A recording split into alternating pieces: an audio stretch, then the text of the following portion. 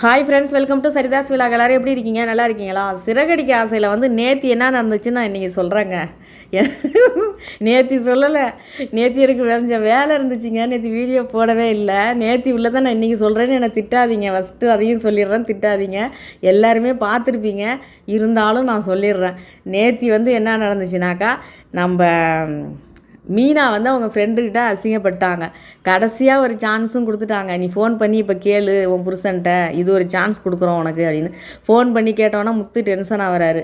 வந்து நான் அவசரமாக காஞ்சிபுரம் சவாரி போயிட்டுருக்கேன், நீ என்னன்னாக்கா ஃபோன் பண்ணி காலையில் உள்ள சாப்பாடு எப்படி இருந்துச்சு, மதியானம் உள்ள சாப்பாடு எப்படி இருந்துச்சுன்னு கேட்டுட்ருக்க, வை ஃபோனை முதல்ல அப்படின்னு அவர் டென்ஷனாக பேசுகிறாரா.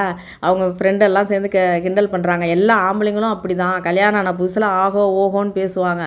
கல்யாணம் 1 வருஷம் 2 வருஷம் ஆயிடுச்சுன்னா அதுக்கப்புறம் நம்ம என்ன பண்ணாலும் அதில் உப்பு இல்லை காரம் இல்லைன்னு சொல்லி குறை சொல்லுவாங்க. என்றைக்குமே நல்லா இருக்கிறதா நல்லா இருக்குன்னு சொல்லவே மாட்டாங்க. அதுதான் ஆம்பளைங்களோட புத்தியே இப்படி தான் அப்படிங்கிற மாதிரி அவங்க கலாய்க்கிறாங்க. அப்புறம் இவங்க வந்துட்டு டென்ஷன் ஆகிட்டு முத்து மேலே உள்ள கோவத்தில் சரி தான் பெட்டு கட்டினது கொடுக்கணும் அவ்வளோதானே, இருந்தாங்க 50 ரூபான்னு கொடுத்துட்டு நம்ம மீனா கிளம்பி வந்துடுறாங்க. வந்துட்டு டென்ஷனாக இருக்காங்க. இப்போ முத்து மேலே செம டென்ஷன்லாம் இருக்காங்க. இப்போ நம்ம விஜயாவும் பார்வதியும் என்னென்னா வீட்டில் வந்து பேசிக்கிட்டு இருக்காங்க. அப்போ வந்து விஜயா சொல்கிறாங்க, வீட்டில் யாருமே என்னை மதிக்கிறதில்ல, எல்லாருமே எடுத்தெறிஞ்சு பேசிகிட்டு இருக்காங்க. இந்த மீனா கிட்ட கேட்டு அவள் எடுத்தெறிஞ்சு பேசுகிறா. ஸ்ருதி என்னன்னா முத்து மாதிரியே என்னை எப்போ பார்த்தாலும் அவள் வந்துட்டு எடுத்து பேசிகிட்டு இருக்கா. இந்த மனோஜ் என்னன்னாக்கா ஜோசியர் மாதிரி ஜோசியர் சொன்னதை கேட்டுக்கிட்டு அவன் இஷ்டத்துக்கு பண்ணிக்கிட்டு இருக்கான். எனக்கு நிம்மதியே கிடையாது, வீட்டில் இருக்கவே பிடிக்கல பார்வதி, எனக்குன்னு ஒரு அடையாளம் வேணும், அப்போ தான் எல்லோரும் என்னை மதிப்பாங்க. நான் இவங்களெல்லாம் எதிர்பார்த்துட்ருக்கேங்கிறதுனால என்னை மதிக்க மாட்டுறாங்க அப்படின்னா, அதுக்கு தான் பரதநாட்டிய கிளாஸ் வச்சேன், அதுவும் தான் ஒன்றும் ஆகலையே அப்படின்னு பார்வதி சொல்கிறாங்க. இப்போ அதுக்கு ஏதாவது ஐடியா பண்ணணும், இப்போ ஸ்டூடெண்ட்ஸை வர வைக்கிறதுக்கு என்ன பண்ணுறதுன்னு தெரியல அப்படின்னோடனே பார்வதி சொல்கிறாங்க, நான் ஒரு ஐடியா கொடுக்குறேன். எல்லா இடத்துலையுமே பிஸ்னஸ் ஸ்டார்ட் பண்ணும்பொழுது ஒரு ஆஃபர் போடுவாங்க.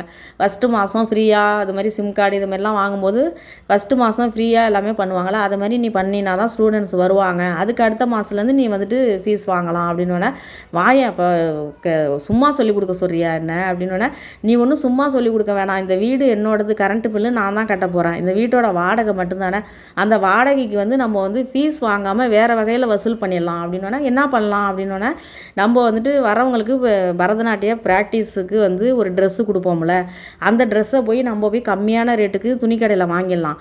அதை வாங்கி இங்கே எடுத்துகிட்டு வந்தோன்னா ஸ்டூடெண்ட்ஸ் ஜாயின் பண்ணோன்னே இந்த ட்ரெஸ்ஸை டபுளாக வந்துட்டு அவங்கள்ட்ட காசு வசூல் பண்ணிடலாம், உனக்கு தேவை வாடகை கிடச்சிரும், ஸ்டூடெண்ட்ஸும் சேர்ந்த மாதிரி இருப்பாங்கல்ல அப்படின்னோடனே, ஓ சூப்பர் ஐடியா, சரிவா நம்ம ட்ரெஸ் எடுக்க போகலான்னு சொல்லிட்டு கிளம்பிட்டாங்க.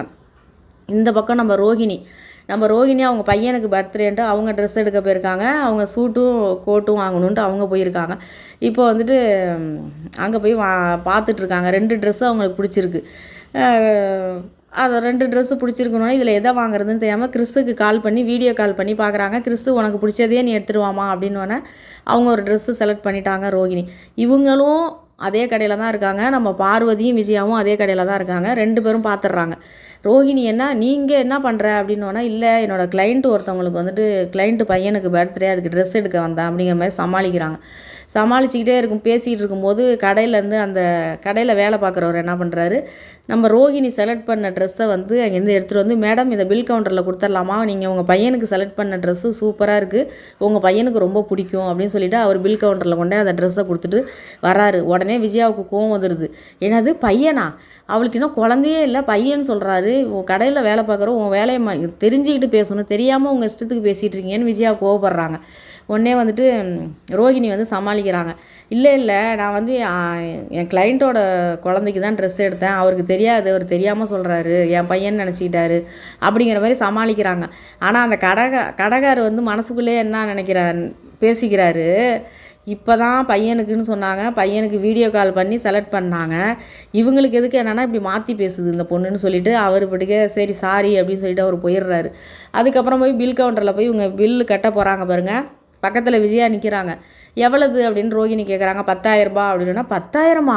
கிளைண்ட்டு பையனுக்கு 10,000க்கு ட்ரெஸ் வாங்குறியா? உங்ககிட்ட அவ்வளோ அளவுக்கு காசு வச்சுருக்கியா? வேஸ்ட்டு பண்ணுறியா காசை? மனோஜ் என்னன்னா அப்படி கஷ்டப்பட்டுக்கிட்டு இருக்கான், நீ 10,000 செலவு பண்ணி ட்ரெஸ் எடுக்கிறியா அப்படி இப்படின்னு சொல்லி இவங்க பேசுகிறாங்களா. உடனே நம்ம விஜயாவோட வாயை அடைக்கணும்னு சொல்லிட்டு அவங்க என்ன பண்ணுறாங்க, ஆண்டி நீங்கள் எவ்வளோத்துக்கு வாங்கியிருக்கீங்கன்னு சொல்லுங்கள், அதையும் நானே பில் கொடுத்துட்றேன் அப்படின்னோடனே உடனே விஜயாவுக்கு காசை கொடுக்குறேன்னொடனே உடனே அப்படியே அந்த விஷயத்தை மறந்துட்டாங்க. உடனே வந்து என்ன சொல்லிடுறாங்க, சரி ஓகே நான் 6,000க்கு வாங்கியிருக்கேன், கொடுத்துட்றேன் அப்படி சொன்னோன்னா ஓ சரி ஓகே நான் 6000க்கு நான் பில் கொடுத்துட்றேன்னு சொல்லிட்டு இவங்க போகிறாங்க. அதுக்குள்ளே ஒரு ஸ்க்ரீன் ஒன்று பார்த்து வச்சேன், அதையும் நான் வாங்கிட்டு வந்துடுறேன் அப்படின்னா பார்வதி சொல்கிறாங்க அது ரேட்டு அதிகம் சொல்லி தானே வச்சுட்டு வந்தேன் அப்படின்னா பரவாயில்ல இப்போ ரோகிணி கொடுத்துருவா அப்படின்னு சொல்லிட்டு அந்த ஸ்க்ரீனையும் வாங்கிட்டு வந்துடுறாங்க. மொத்தமாக பில்லு போட்டுட்டு வெளியில் வராங்க. வெளியில் வந்தோடனே பார்வதி சொல்கிறாங்க உங்கள் அப்பா வெளிநாட்டில் ஜெயிலில் இருக்கார், ஆனால் அவர் ஜெயிலில் இருக்கார், உனக்கு எந்த ஃபீலிங்கும் இல்லாமல் இருக்கியே ரோகிணி, மூஞ்சை பார்த்தா அவங்க அப்பா ஜெயிலில் இருக்கிற ஃபீலிங்கே கொஞ்சம் கூட தெரியலையேன்னு பார்வதி சொல்கிறாங்க. அதுக்கு ஒன்று இவங்க விஜயா சொல்கிறாங்க உன் பையன்தான் உன்னை விட்டு தனியாக உன் மருமகளை கூப்பிட்டு குடும்பம் பண்ண போயிட்டான், நீ என்ன உன் பையனை நினச்சிக்கிட்டேவா உட்காந்துட்டு இருக்க அப்படின்னு சொன்னோன்னே ஆமாம் உன் மருமகளை சொன்னோன்னே அப்படியே உனக்கு கோவம் வந்துடுமே அப்படிங்கிறாங்க. சரி எனக்கு பசிக்குது அப்படின்னா எப்போ பார்த்தாலும் உனக்கு பசிச்சுக்கிட்டு தான் இருக்குமா அப்படின்னோடனே பக்கத்துலேயே ஒரு பெரிய ஹோட்டல் இருக்குது, அந்த ஹோட்டலுக்கு போகலான்னு விஜயா சொல்கிறாங்க.